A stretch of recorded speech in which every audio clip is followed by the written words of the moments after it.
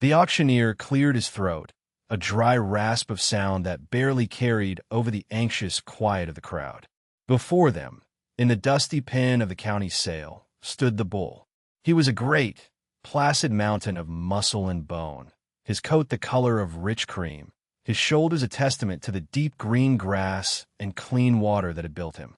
Silas Thorne, the cattle agent, stood near the railing, a thin, satisfied smile playing on his lips. He watched Alara, seeing not the magnificent animal, but the lone woman who had somehow raised it, a woman he figured was in over her head. He believed he knew how this would end. The bull was a fluke, an accident of nature on a piece of land that should have starved a field mouse. The bidding would be low, cautious. He would pick him up for a song. "All right, folks," the auctioneer began, his voice lacking its usual thunder. "Lot 12, a 2-year-old Hereford bull, out of the old Miller place." A few nervous coughs rippled through the onlookers. The Miller place was a joke, a hardscrabble patch of rock and bog that had broken 3 families. "What's the opening bid?" "We'll start me at 200. A dead silence. 200 was an insult, but in a drought year with half the territory stock looking like hat racks, it was also a gamble. Thorne's smile widened. He was about to raise a hand, to start the slow bleeding, when a voice, clear and steady, cut through the heat. 1,000, every head turned. The bid came from a cattleman from the next state over, a man with eyes that missed nothing. Thorne's smile vanished. The game had just changed. Alara stood by the pen, one hand resting on the top rail, her knuckles white. She did not look at Thorne, or at the bidder, or at the astonished faces of her neighbors. She looked only at the bull, the calf they all said wouldn't walk. 2 years earlier, the world had been mud and blood and the smell of hay. Alara knelt in the weak lantern light of the barn, her arms slicked to the shoulders, her face beaded with sweat that had nothing to do with the cool spring night. The cow, a weary old Jersey she'd inherited with the farm, was having a hard time of it. Dr. Calloway, a man whose patience was as thin as his hair, sighed for the 5th time. "It's no good, Alara. The calves turned wrong. We'll be lucky to save the mother." But Alara was stubborn. She had a feel for the quiet language of animals, a sense of the turn and shift of bone beneath the hide. She ignored him, murmuring to the cow, her hands working with a gentle, insistent pressure. An hour later, with a final, shuddering groan, the calf was born. It lay steaming in the straw, a small, slick thing of cream and white. But it was wrong. The front legs were twisted inward, bent at the knees at an angle that defied nature. The calf struggled, trying to push itself up, and collapsed with a soft grunt, its legs splayed uselessly. Dr. Calloway picked up his bag with an air of finality. "I'm sorry, Alara. It's a congenital defect. He'll never walk. Best to put him down now. It's the kindest thing." He looked at her, his expression a mixture of pity and exasperation. A young woman alone, trying to work a place that had already defeated men with twice her strength and half her sense. This, he thought, was just another proof of her folly. "I'll do it for you." No charge. Alara ran a hand over the calf's wet coat. He turned his head and nudged her fingers, his milky blue eyes blinking in the lantern light. She felt the fierce, stubborn spark of life in him. "No," she said, her voice quiet but firm. "I'll keep him." Calloway stared at her. "Keep him? For what? He'll never be able to stand, let alone graze. He can't follow his mother. You'll be feeding him from a bucket until he gets too big to manage. And then what? You can't be sentimental in this business." "I'm not being sentimental," she said, though perhaps she was. "I'll manage." He shook his head, the gesture taking in the small, struggling farm and the woman who refused to see the writing on the wall. "Have it your way. But you're wasting time and money on a lost cause." He left without another word, and the news of Alara's foolishness was all over the town of Promise by noon the next day. She kept the cripple. It was just what they expected. The first weeks were a relentless cycle of labor and doubt. 4 times a day, Alara would milk the mother cow, then sit in the straw with the calf's head in her lap, patiently holding a bucket while he drank. He was a hungry thing, and the arithmetic of his survival was brutal. Every gallon of milk he drank was one she couldn't sell for cream or butter. The money from her small flock of chickens barely covered the cost of grain, and the meager savings her parents had left her were dwindling like a snowbank in May. In the dark hours before dawn, she would lie awake and do the sums in her head, the numbers a cold weight in her stomach. Yet every morning she rose and went to the barn. The calf was her folly, her burden, and her secret resolve. After each feeding, she would work on his legs. She tore strips from old flour sacks, soaked them in a hot, resinous solution she boiled on the stove, and fashioned crude splints, binding them to 2 straight pieces of willow she had cut and smoothed. She would massage his thin limbs with warm oil infused with camphor from the garden, her strong fingers working the tight, knotted muscles, trying to coax them into alignment. The calf would fight her at first, bleeding in pain, but she was implacable, her touch firm and her voice a low, steady murmur. It was on one of these mornings that Old Man Hemlock appeared at the barn door. He was a quiet, weathered man who had come from some forgotten corner of the old country, and he farmed a small plot at the edge of town. The townsfolk treated him with a wary respect. He kept to himself and spoke in a thick accent, his sentences like carved proverbs. He didn't mock her, as the others did with their drive-by pity. He simply stood and watched, his pale eyes taking in the scene. The woman, the calf, the splints, the quiet determination. He watched for a full 10 minutes before he spoke. "The land knows what it keeps," he said, his voice a low rumble. "Sometimes the crooked root holds the tightest." Ilera looked up, startled. He stepped into the barn, the scent of earth and tobacco smoke clinging to him. He knelt beside her, his joints cracking like dry twigs, and ran a gnarled hand over the calf's leg. "Bone wants to be straight," he said. "You give it the reason. But you need more than will." He pointed to a patch of dark green weeds growing near the fence line. "Yarrow, and the bark from the north side of the willow. Make a poultice. It cools the fire in the joint." He showed her how to mash the leaves and bark into a paste, how to apply it in a thick, cool plaster before she wrapped the splints. He never once told her she was wasting her time. He seemed to accept her task as a simple fact, like the rising of the sun.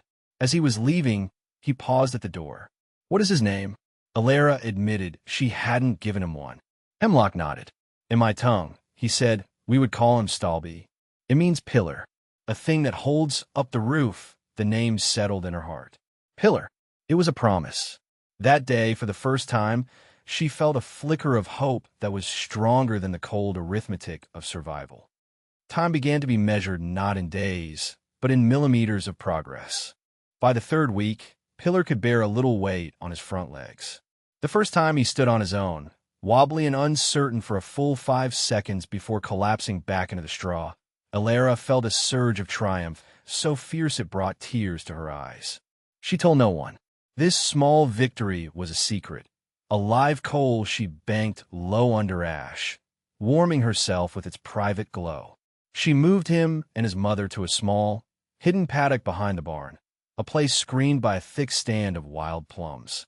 Here, the grass was soft, and he could practice walking without the prying eyes of the town. It was there that Finn found them. Finn was 10 years old, a boy as thin and watchful as a stray cat, with a shock of unruly brown hair and clothes that were always a little too small. He was an outcast among the other children, quieter and more curious than they were. He'd been exploring the creek that bordered Ilera's property when he heard her low, encouraging voice. Peeking through the plum branches, he saw the calf. He had heard the stories, of course. Everyone had. He'd heard his father call Ilera, that poor, stubborn Miller girl, but the animal he saw was not the wretched cripple of town gossip. He was small, yes, and his walk was a strange, stiff-legged shuffle, but he was trying. Finn watched as Ilera removed the splints and began the slow, patient massage, her hands moving with a practiced rhythm. He saw the trust in the animal's eyes. Finn didn't laugh. He stepped out from the trees. "Does it hurt him?" he asked, his voice barely a whisper. Ilera looked up, her expression guarded. But she saw no mockery in the boy's face, only genuine curiosity. "It used to," she said. "Now I think it feels good. It's like waking up a part of him that was asleep from that day on." Finn became her silent partner. He would appear at the edge of the paddock in the afternoons, a bundle of yarrow and willow bark clutched in his hand. He never asked for anything. He would just sit and watch, sometimes holding the bucket of poultice for Alara or talking quietly to Pillar. The bull calf, in turn, seemed to adopt the boy. As Pillar grew stronger, he would follow Finn along the fence line, his gait smoothing out week by week.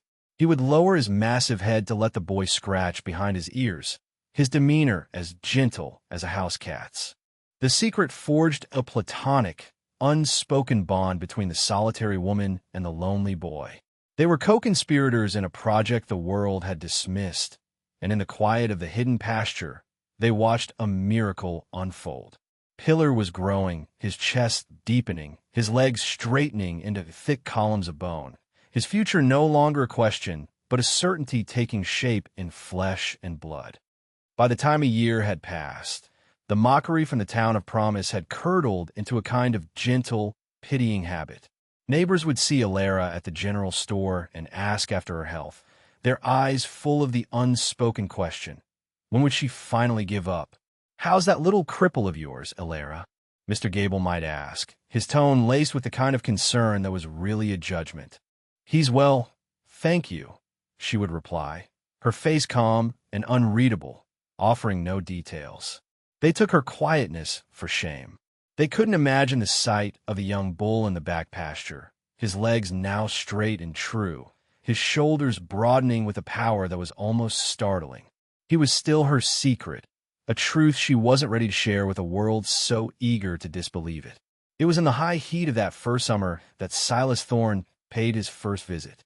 He arrived in a polished black buggy, his suit crisp despite the dust and humidity. Thorne was the main cattle agent for the territory, a man who built his fortune by consolidating small, failing homesteads into the vast holdings of his wealthy clients. He saw land not as a home, but as a set of numbers on a ledger. He tied his horse to the fence and approached Alara where she was weeding her garden, his smile as smooth and insincere as a worn coin. "Miss Miller," he said, tipping his hat. "Silas Thorne. I handle most of the land transactions in this county." He let his gaze sweep over her small, tidy farm, his eyes lingering on the weathered barn and the modest farmhouse.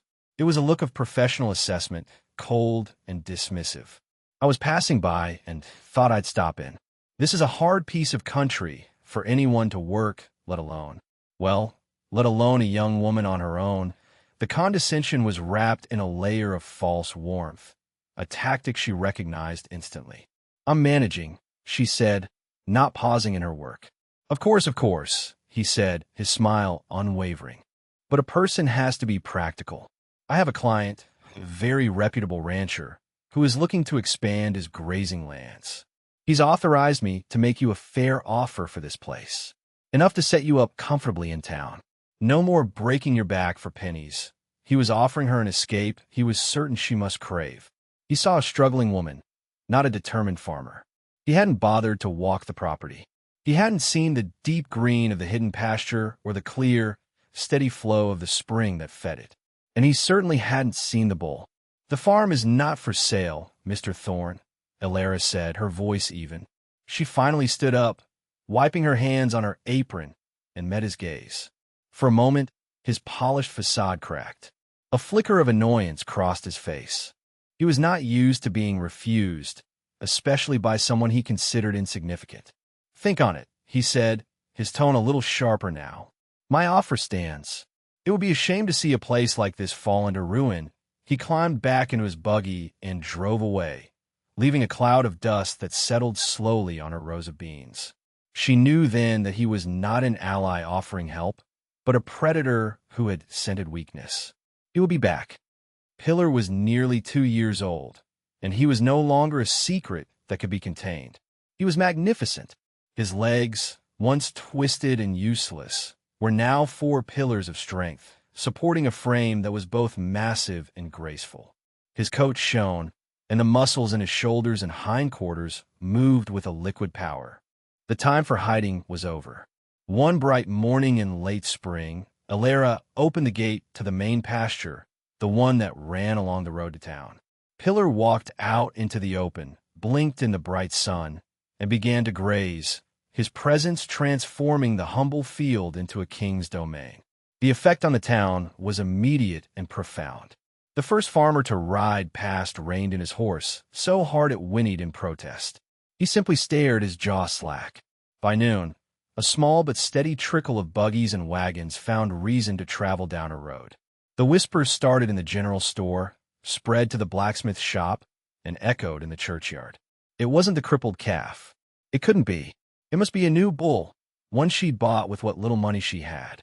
But that theory died when Finn, unable to contain his pride, told anyone who would listen. "That's Pillar," he'd say, his chin jutted out. Alara fixed him. The town's mockery fell silent, replaced by confused and grudging respect. They didn't understand it. It defied the natural order of things as they knew it. A thing broken was supposed to stay broken. The vindication was quiet, but it was real. A few weeks later, a drover moving a small herd of cattle north stopped at her fence line. He was a lean, sun-scorched man with eyes that had judged thousands of animals. He didn't speak for a long time, just watched Pillar move. Finally, he dismounted and walked to where Alara was mending the fence. "Ma'am," he said, taking off his hat. His voice was rough, but full of genuine awe. "Pardon my forwardness, but that's the finest Hereford bull I've seen in this territory. Maybe ever." He gestured with his hat. "Look at that top line, straight as a ruler, and the depth of his chest. That's a bull that makes strong calves. His conformation, it's perfect." He was the first outsider, the first true expert, to see Pillar not for the story he came from, but for the animal he was. He was the first person to confirm what Alara already knew in her bones. "I'll give you $800 for him, right now, in cash," the drover said, his eyes alight with the thrill of a potential bargain. $800 was more money than Alara had seen in her life. It was enough to pay off the bank note on the farm, buy new equipment, and live without the cold weight of the arithmetic for years. For a dizzying moment, she was tempted, but she thought of the county sale, of Silas Thorne's smug face, of the neighbors who had pitied her. She wanted them to see. "Thank you for the offer," she said, her voice steady. "But I'm taking him to the county sale in August." The drover's face fell with disappointment, but he nodded in understanding. "Well, ma'am," he said, putting his hat back on, "you're going to cause quite a stir." Quite a stir indeed. That summer, the sky turned against them. The usual towering white clouds of July failed to appear. Instead, the sky remained a high, empty, brassy blue. The sun beat down with a relentless, baking heat. The rains, which should have come in gentle, soaking waves, simply stopped. August arrived like the open door of a furnace. The creeks shrank, leaving behind cracked, curling plates of mud. The grass in the wide pastures of the big ranches turned from green to gold, then from gold to a brittle, lifeless brown. The land grew thirsty, and then it began to starve. The fortune inversion had begun. The very men who had pitted Alara for her useless plot of land were the first to suffer. Their wealth was tied to vast acres of open grazing land, land that was now turning to desert before their eyes. Their huge herds, once a symbol of prosperity, became a liability, hundreds of hungry mouths with nothing to eat. They began to sell off cattle at a loss, their animals thin and weak. The lowing of hungry livestock became a constant, mournful sound across the valley. But Alara's land was different. The very feature that had made it undesirable was now its salvation. At the lowest point of her property, scorned by previous owners as a useless bog, was a marshy basin fed by a deep, persistent spring. Everyone else had cursed it as a place that couldn't be plowed and would rot the hooves of any cow that strayed too near. But Alara had watched it. She had seen how it held the water, even in the driest parts of the year. In the 2 years she had been there, she and Finn had worked to clear the overgrowth, digging out the channels, creating a small, clear pond at its center. Her pastures, bordering this basin, wicked up the moisture from below. While the rest of the territory baked, her small piece of land remained stubbornly, miraculously green.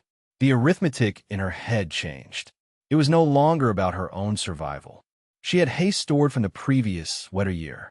She had water. She had the one thing everyone else was losing. She would watch her neighbors drive their wagons past, their faces grim, their water barrels nearly empty. She saw the worry in their eyes, the fear that lurked behind the pride that had once allowed them to mock her. The crisis that was ruining them was the very thing that was proving the wisdom of her patient, quiet work. She didn't feel triumph. She felt a deep, somber sense of responsibility. The land had provided for her, and now she had to decide what she would provide for others. The drought tightened its grip like a fist. The town well was rationed, and fights broke out over the dwindling supply. Silas Thorne arrived again, but this time his buggy kicked up choking clouds of dust from the road. The false warmth was gone, stripped away by the heat and the desperation of his clients. He was all business now, his face a mask of cold, procedural certainty. "Miss Miller," he said, not even bothering with a greeting. "The situation is dire. The Cattlemen's Association," he paused, letting the name of the powerful organization he controlled hang in the air, "is forced to take emergency measures. We are requisitioning water rights from all available sources for the good of the territory." He held out a piece of paper. "This is a legal order. We will pay you a standard rate for every gallon we pump from your spring." Alara looked at the paper. The standard rate was a pittance, an insult. He wasn't asking, he was telling.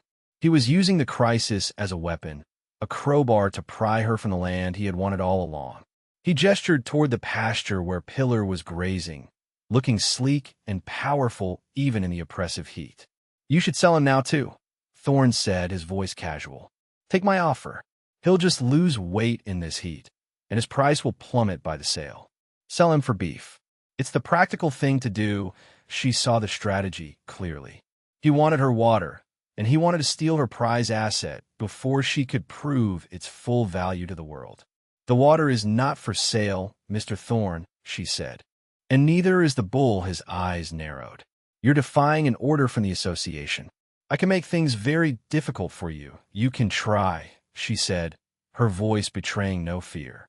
He left in a fury, his threats hanging in the dry, still air. Later that day, she saw a figure walking slowly up her lane.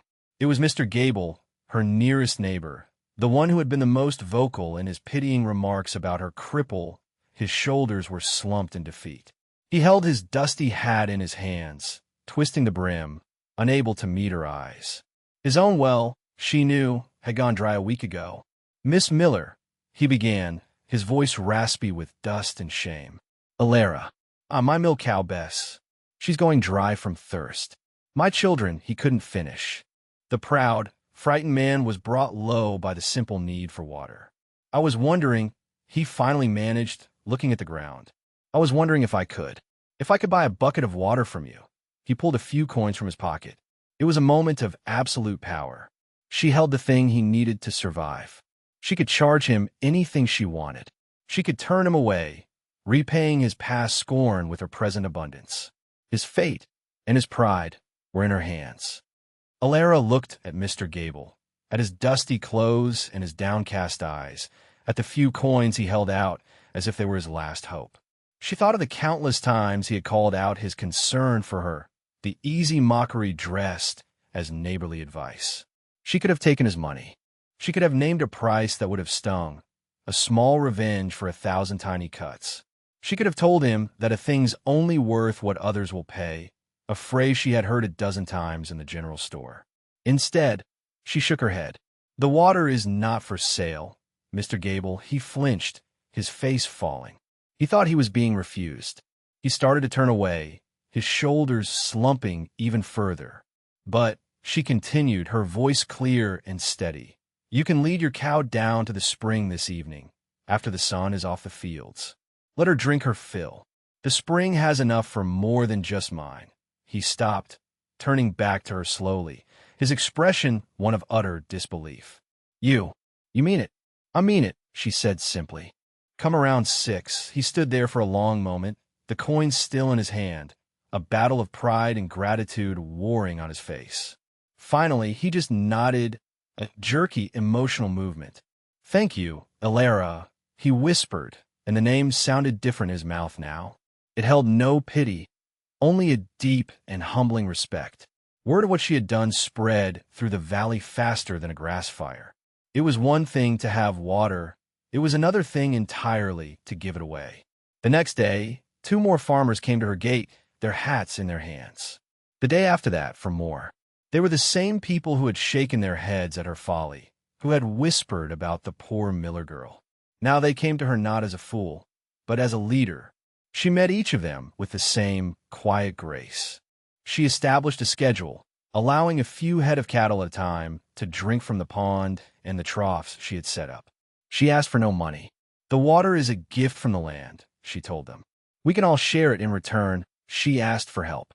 They deepened the channels, built a stronger fence around the spring to protect it. The women brought her loaves of bread, jars of preserves, and offered to help with her mending. The community, once bound by its shared scorn for her, was now being bound together by her generosity. She was no longer one person alone. She was the center of a web of mutual aid, the quiet heart of a town learning to survive together. When Thor heard what was happening, he was furious.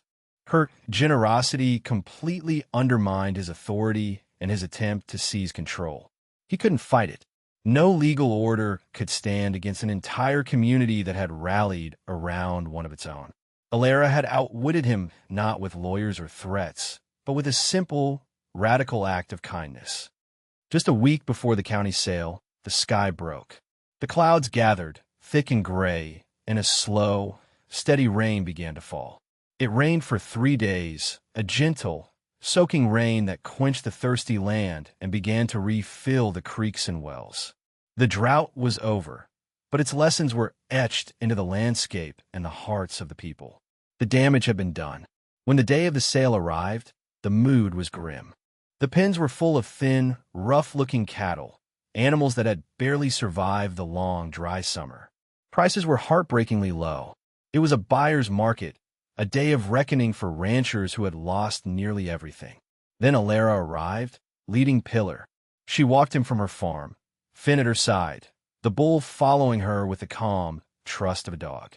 When they walked him into the main pen, a hush fell over the entire fairground. Against the backdrop of gaunt, dusty animals, Pillar seemed like a creature from another world. He was the living embodiment of everything they had lost: health, strength, abundance. He was proof that foresight and care could triumph over even the harshest conditions. This was the scene she had pictured, the public vindication. The auction began, returning to the moment from 2 years in the future, which was now the present. The auctioneer called for a bid. Silence. Thorn stood by the rail, his face a thundercloud. He had tried to poison the well, whispering to potential buyers that the bull had a hidden weakness, a lingering defect from his crippled birth. 200, the auctioneer repeated, his voice pleading. It was then that the clear voice of the out-of-state buyer cut through the tension. 1,000, the crowd gasped. Thorn's head snapped around. Before he could recover, another bid came, this one from the drover who had stopped at her fence months before. 1,100, a third bidder, a wealthy rancher from the south end of the county who had watered his prize cows at her spring, shouted, 12. The bidding war was on. The price climbed in staggering $100 increments. 1,200, 13, 15. The number soared past anything the sale had ever seen. The townspeople watched, their faces a mixture of awe and dawning realization. This wasn't just about a bull. This was about Alara. They were bidding on her stubbornness, her wisdom, her quiet strength. Thorn was pale, his knuckles white where he gripped the rail. This was a public humiliation. Every dollar added to the price was another nail in the coffin of his authority. The bidding finally slowed at $2,500. Sold, the auctioneer cried, his voice booming with renewed vigor. To the gentleman from Kansas. A wave of applause broke out, spontaneous and heartfelt. As Alara went to sign the papers, Thorn approached her, his face a tight mask of sour grapes. You got lucky, he hissed, his voice low. Lucky with that bog of yours. It wasn't luck, Mr. Thorn, she said calmly, not looking at him. It was work. You should have taken my offer when you had the chance, he sneered. You should have sold him to me for $500. He had made a fatal error.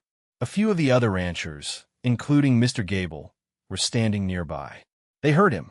Alara had never told a soul about Thorne's private, lowball offer. In one sentence, his greed, his attempt to exploit her, was laid bare for all to see. He had revealed himself. The men looked from him to Alara, their expressions hardening. Silas Thorne turned and walked away, but he was a diminished man. He had lost more than a bull. He had lost his power, the illusion of his good intentions forever shattered. Alara returned to the farm with a bank draft in her pocket that felt heavier than any stone. The sum was transformative, enough to ensure she would never again have to lie awake doing the cold arithmetic of survival. But the money was only part of the victory. The true prize was the look on her neighbors' faces, the quiet respect that had replaced the pity. She did not hoard her good fortune. The first thing she did was buy seed corn and winter wheat, not just for her own fields, but for the Gables and 2 other families whose crops had been completely scorched by the drought. She offered it not as charity, but as a loan against next year's harvest, a gesture that allowed them to accept it with their pride intact. She became the anchor for a new community well, contributing the largest share of the cost to dig it deeper and wider, ensuring the town of Promise would never be so vulnerable to the whims of the sky again. Her farm became a different kind of place. It was no longer the isolated homestead of the stubborn Miller girl. It was a meeting point, a place where knowledge was shared. Finn was a permanent fixture now, doing his chores with a newfound sense of purpose. He was learning from her not just about animals, but about patience and the quiet dignity of work. He had found a place where his own quiet nature was seen as a strength. One cool evening in autumn, as the leaves of the cottonwoods were turning to gold, Old Man Hemlock came to visit. He didn't come to the house, but simply stood by the pasture fence, watching her small herd of cows she had bought with the proceeds from a sale, graze on the green grass. Alara came and stood beside him. They watched in comfortable silence for a while, the way 2 people who understand the land can do. "The town is different," she said finally.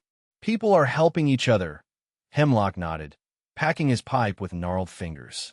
"Hunger changes a town," he said, "but generosity builds it." He lit the pipe, the sweet smoke curling into the twilight air. He looked from the healthy cows to her, his pale eyes holding a deep, knowing warmth. "The crooked root," he said, the words of his aphorism returning to close the circle. "It holds the tightest." He gestured with his pipe toward the pasture. "You see, child, you did not mend the bull. You only gave the land a chance to mend him through your hands. You saw the worth in what everyone else threw away. The land, the boy, the bull. All of it, he was right. She hadn't forced anything. She had only listened, watched, and worked with the grain of things, not against it. She had trusted the stubborn spark of life she saw everywhere, from a crooked calf to a community of proud, frightened people. The sun dipped below the horizon, painting the sky in shades of rose and violet. Alara leaned against the fence, the rough wood solid against her back. She looked out over her land, her home. It was not the biggest farm, nor the richest, but it was hers. It was a place where a crooked thing had been made straight, where a thirsty town had learned to share, and where a woman alone had proven that the deepest strength often grows in the most unlikely soil. The air was cool and smelled of rain coming, a promise for the future, earned and understood.